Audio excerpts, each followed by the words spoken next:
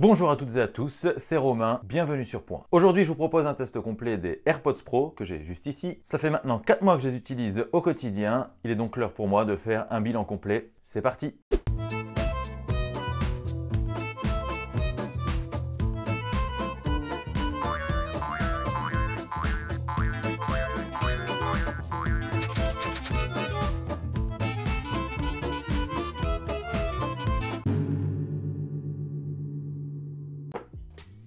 Bon, avant de commencer, je vais peut-être les retirer parce que j'entends pas grand-chose à ce que je suis en train de dire.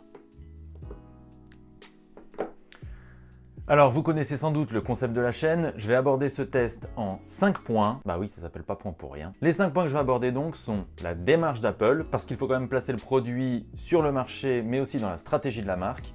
Ensuite, je vais aborder le design, qui est tout nouveau, les fonctionnalités de ces nouveaux AirPods Pro, mais également la qualité audio, évidemment, et l'autonomie. Et puis, je ferai une petite conclusion sur mon expérience quotidienne. Apple a lancé les premiers AirPods il y a maintenant quelques années, et on doit bien le dire, que l'on aime ou que l'on n'aime pas, ce sont les écouteurs les plus vendus au monde. Et ce sont aussi les plus copiés au monde.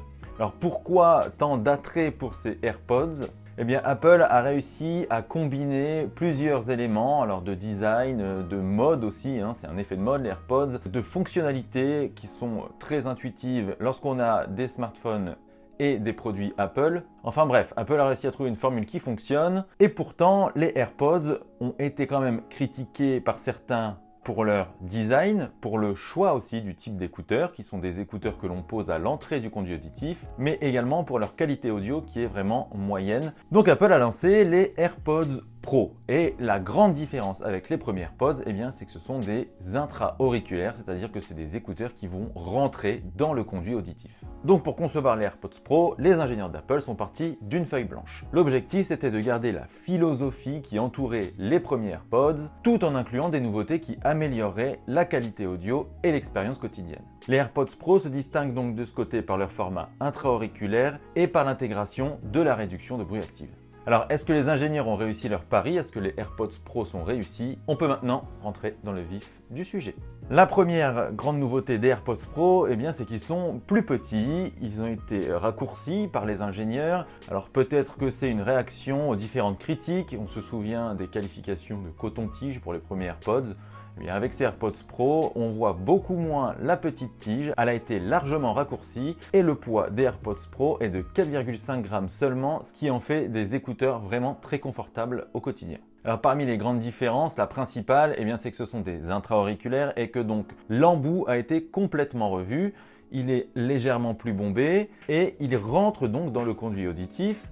Apple s'est distingué de ses concurrents en intégrant complètement toute la structure en plastique à l'intérieur de l'embout et ensuite on appose un petit embout en caoutchouc pour que ça rentre dans l'oreille et que ça tienne. Là où c'est malin, c'est que comme il n'y a pas de plastique qui sort, eh bien ça n'irrite pas l'intérieur des oreilles comme on peut le voir sur certains modèles concurrents. Ça, c'est une première bonne idée. Alors on peut noter aussi qu'Apple fournit dans la boîte plusieurs types d'embouts et j'y reviendrai un petit peu plus tard parce que ça a son importance pour la qualité d'écoute. Autre bonne idée, eh bien, c'est l'intégration d'une grille d'aération. Alors vous l'observerez, il y a une petite grille noire qui est au niveau de l'embout et cette petite grille noire, en fait, elle intègre des micros, mais en même temps, elle laisse passer l'air. Pourquoi? Parce que sur les intra-auriculaires, lorsqu'on les insère dans les oreilles, on a au bout de quelques minutes un effet de bouchon qui peut être très désagréable. Pour empêcher cet effet de bouchon, en fait, Apple a laissé circuler de l'air, ce qui fait qu'on a les avantages des intra-auriculaires qui sont donc beaucoup plus immersifs, tout en ne souffrant pas trop de cet effet de bouchon. Alors sur la tige, il y a aussi un petit creux, il n'est pas tout à fait circulaire. Ce petit creux plat est en fait un bouton tactile qui va permettre d'interagir avec l'AirPods Pro. Alors en fait, cette petite touche tactile va permettre de basculer entre les différents modes d'écoute puisqu'il y en a 3, réduction de bruit passive, réduction de bruit active et mode transparent. Et ça, j'y reviens aussi un petit peu plus tard. Et il va permettre aussi, ce petit bouton, au choix en fait de contrôler la musique, mettre en pause, passer à la musique suivante ou revenir à la musique précédente. On regrettera en revanche qu'il n'y ait pas de possibilité de régler le volume en par exemple glissant le long de la tige. C'est un petit peu dommage parce qu'il y a d'autres concurrents qui le proposent et c'est très pratique quand même au quotidien. Alors qui dit AirPods Pro dit boîtier parce qu'il faut bien les ranger, ces petits, tout petits écouteurs. Donc Apple a changé son boîtier par rapport aux premiers AirPods. Auparavant, on avait un format plutôt vertical. Là, on est sur un format horizontal. Mais de toute façon, le boîtier rentre très facilement dans la poche. Comme ses prédécesseurs, eh bien, il prend facilement aussi les petites rayures. Et donc, je conseille vivement d'acheter une petite coque ou une petite housse en silicone qui va permettre de le protéger. Moi, j'ai une petite housse à 4-5 €, ça suffit amplement. Voilà donc ce que j'avais à dire sur le design de ces AirPods Pro. On peut maintenant passer aux fonctionnalités. Alors, la première chose importante à dire, c'est que les AirPods Pro fonctionnent avec n'importe quel smartphone, tablette, ordinateur, n'importe quel équipement qui peut se connecter en Bluetooth. Ça veut dire que vous pouvez l'utiliser avec un smartphone Android, un ordinateur Windows, des tablettes Android, des tablettes Windows, enfin peu importe. Mais, très important, Apple a optimisé l'expérience avec ses propres produits. C'est un petit peu un classique ça chez Apple. Et ça on le remarque tout de suite dès que l'on ouvre le boîtier des AirPods Pro et qu'on veut l'appairer avec un iPhone ou un iPad par exemple, eh bien c'est un jeu d'enfant. En quelques secondes, l'appairage est fait. Une petite fenêtre pop-up va s'ouvrir et en quelques clics, on a relié les AirPods avec son mobile ou sa tablette. Le paramétrage est toutefois légèrement un petit peu plus long avec ces AirPods Pro qu'avec les AirPods classiques. Et pourquoi ?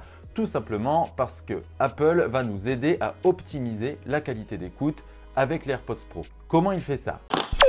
Eh oh Jamy! Eh bien les deux micros qui sont situés au niveau de la tête des AirPods Pro vont envoyer un signal dans le conduit auditif et la puce H1 qui est intégrée aux écouteurs va analyser ce signal pour faire une sorte de schéma virtuel de notre conduit auditif. Là, lors du paramétrage, Apple va nous indiquer si on doit changer ou non d'embout pour avoir une meilleure qualité d'écoute. Alors je le disais tout à l'heure, Apple propose 3 modes d'écoute.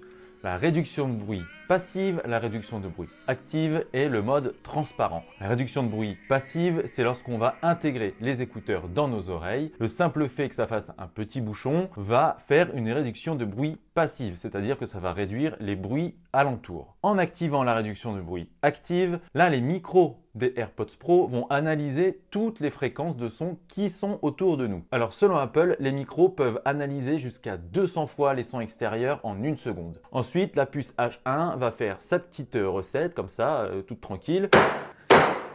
Alors c'est rien. Et elle va retransmettre un son beaucoup plus clair, beaucoup plus immersif où les bruits extérieurs vont être étouffés. Et avec le mode transparent, eh bien en fait c'est le même procédé, captage des micros, analyse de la puce. Alors c'est rien.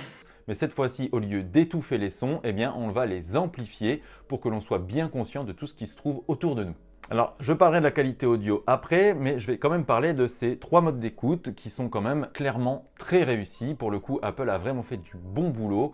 La réduction de bruit passive, bon, ça c'est quelque chose qu'on connaît avec les modèles concurrents. Il suffit de mettre des intras pour avoir une réduction de bruit passive. Mais avec la réduction de bruit active, on sent que le travail des micros et de l'analyse de la puce H1, c'est vraiment très puissant. On est bien isolé dans les transports, on n'entend pratiquement rien. Dans les avions même, j'ai essayé dans un avion et franchement le son est bien étouffé. Et puis le mode transparent lui aussi est très efficace. Donc voilà pour les fonctionnalités. Je vais aussi mentionner rapidement l'écoute partagée. En fait, à partir d'un même iPhone, si un pote a aussi des AirPods Pro, eh bien on peut écouter de la musique sur les 2 paires d'AirPods Pro avec un appairage tout aussi rapide que lorsqu'on configure ses propres AirPods. Alors tout ça c'est bien beau, c'est hyper fonctionnel, c'est hyper simple à utiliser, c'est hyper intuitif. Les AirPods sont vraiment réussis, très intéressants au quotidien, mais qu'est-ce que ça donne en qualité audio ? On va en parler maintenant. Alors je le disais plus tôt, les AirPods premier du nom, et au risque de froisser les fanboys, c'était pas vraiment des super écouteurs en termes de qualité audio. C'était tout juste passable, et pour des écouteurs à ce prix, c'était moyennement acceptable. Du coup, avec l'AirPods Pro, Apple a revu sa copie et donc a tout retravaillé. Et franchement, le résultat est bien meilleur que sur les premiers AirPods, même s'il n'est pas non plus ultra performant, ultra haut de gamme. En fait, si on s'attache au son à proprement parler, c'est pas si mal en fait. Les aigus, même s'ils sont un petit peu criards parfois, qu'il y a un petit peu de distorsion, ils sont quand même pas mal maîtrisés. Les médiums sont bien équilibrés et les basses sont bien présentes. Globalement, le son est bien chaud, bien rond, on peut écouter tout type de musique avec les AirPods Pro et on aura toujours un résultat qui est satisfaisant. Et bon, malgré ces bons points, eh bien, il y a d'autres marques qui font mieux et je pense notamment à Sony avec ses WF-1000XM3. Oui, c'est un nom imprononçable. Alors la différence principale entre les écouteurs de Sony et ceux d'Apple, eh bien, c'est que Sony autorise la personnalisation de l'écoute, c'est-à-dire qu'on va pouvoir gérer un égaliseur qui va nous permettre d'adapter les aigus, les médiums, les basses. Il y a plusieurs bandes et ça permet donc d'avoir une écoute qui convienne selon les contenus, selon ses goûts. Chez Apple, on est plus consensuel. La marque a développé Adaptive EQ qui va permettre en fait d'adapter la qualité de son selon l'environnement de l'utilisateur. Alors pourquoi Apple a fait ce choix? Eh bien tout simplement parce qu'Apple, dans sa philosophie, souhaite que tous ses utilisateurs aient la même expérience avec ses produits. Donc cette homogénéité dans la qualité de son fait partie de cette philosophie. Donc les AirPods Pro ne sont pas les meilleurs intras qu'on puisse trouver sur le marché, mais ils restent quand même très bons. Mais bon, il faut pouvoir les utiliser toute une journée. Donc je le disais en introduction, ça fait plusieurs mois que j'utilise les AirPods Pro. L'autonomie va dépendre de la façon dont je vais utiliser la réduction de bruit, ça paraît logique. Pour ma part, lorsque j'utilise la réduction de bruit active, je tiens environ 3h30 d'affilée avec les AirPods Pro. Lorsque je désactive la réduction de bruit, là, j'arrive à peu près à 4 heures d'autonomie en continu. Mais heureusement, comme sur les premières AirPods, le petit boîtier va permettre de recharger les AirPods Pro. Et selon mon expérience, j'ai pu recharger à peu près 24 heures grâce au petit boîtier. Et puis ensuite, il suffit d'1h30 pour avoir une recharge complète boîtier plus AirPods. Alors pour la recharge, eh bien, il y a deux choix. Soit on passe par un port Lightning qui est donc sur le boîtier. Ça me fait un petit peu pester parce que le port Lightning, j'en ai un petit peu jusque là. Tout le monde adopte l'USB-C. Il n'y a qu'Apple qui continue avec ce fichu port Lightning. Et si auparavant il avait une bonne excuse, aujourd'hui c'est plus vraiment le cas parce que ces MacBooks ont de l'USB-C, ces nouveaux iPad Pro ont de l'USB-C et les iPhones et les AirPods n'ont pas d'USB-C. C'est à n'y rien comprendre et c'est un petit peu agaçant. Mais bref, de toute façon les AirPods Pro, on va plutôt avoir tendance à les recharger sans fil puisqu'ils sont compatibles avec la recharge Qi. Donc toutes ces performances en termes d'autonomie sont plutôt confortables au quotidien. On se retrouve jamais vraiment en rade avec les AirPods Pro. Néanmoins, je vais quand même souligner que les modèles concurrents, et donc les Sony XM imprononçables, eux, ils ont jusqu'à 6 heures d'écoute en continu, ce qui est presque 2 fois plus que les AirPods Pro. Alors par contre, c'est des sacrés bébés, hein. Ils sont beaucoup plus imposants, le boîtier est beaucoup plus imposant aussi, ce qui permet d'intégrer de plus grosses batteries. Apple a fait le choix de produits plus petits et plus légers, donc forcément l'autonomie en pâtit. Mais en soi, l'utilisation, c'est pas du tout un problème. Voilà, j'ai abordé les 5 points de ce test des AirPods Pro. Alors maintenant, je vais vous faire un petit bilan rapide, hein.